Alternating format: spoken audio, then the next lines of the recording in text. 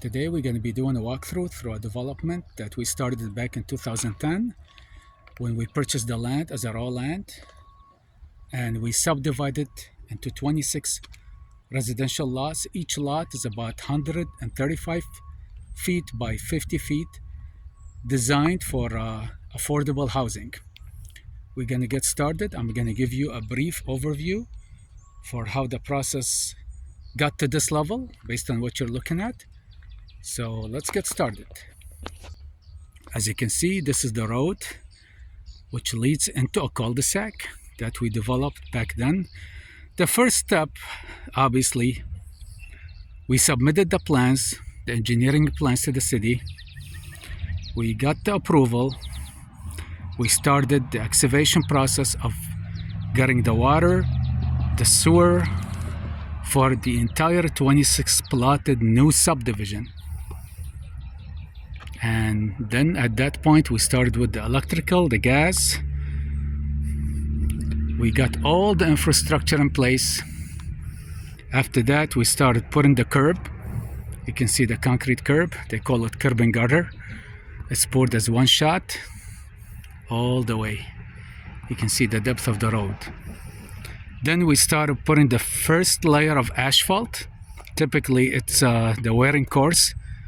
We don't put the finished course, as you can see, because we still have a lot of construction going on. We only built 5 houses out of the 26, so we are still in the construction process to build the remainder. After all that's done, we're going to be putting the second course, which is the final course of asphalt. This way it doesn't get damaged by all the big trucking, the deliveries. You can see this is one side of the plotted subdivision. This is the other side. You can see far away in the background some of these homes that we built. These are affordable houses, 2,000 square feet with a basement and an attached garage. That's typically is the best range of the market now. Nationwide, they sell about $300,000 currently with the market conditions. You can see some of these houses over here. The rest of the house we're thinking about ranch, maybe slab on grade, or maybe the same kind of design, which is 2-story colonial, 2,000 square feet with an attached garage. We'll be taking a closer look at the houses from the exterior.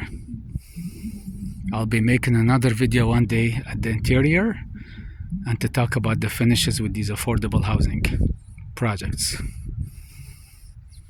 You can see this is the typical exterior of the house. Very elegant. It has the stone and the brick in the front elevation and the siding in the other elevations.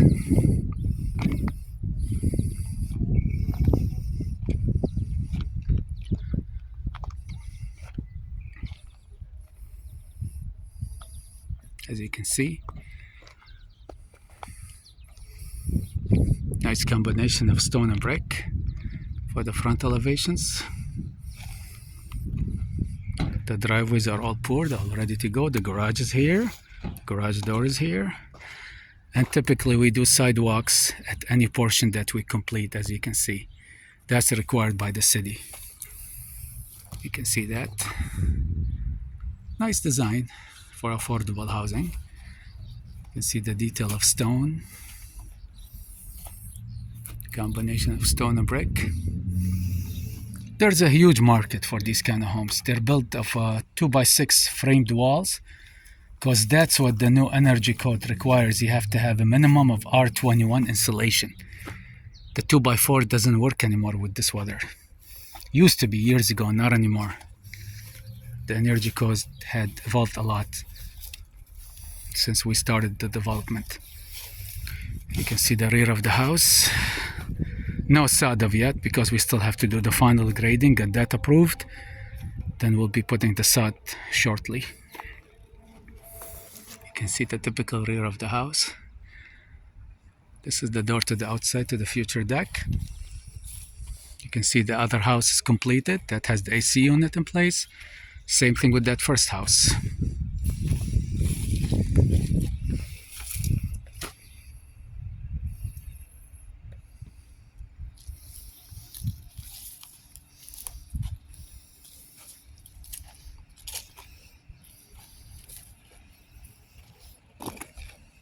These homes are 3 bedrooms in the second floor, kitchen, nook area, 2.5 bath.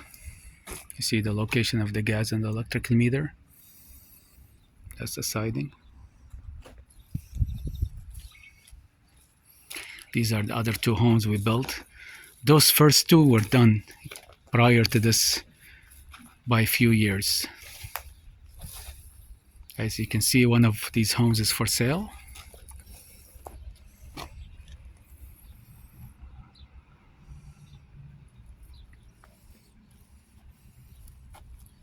Another video, one day I'll come and make the interior so you guys can look at what's going on with these houses. And I'll be talking about more in detail and depth about these houses and about the development process for the upcoming homes. Thank you.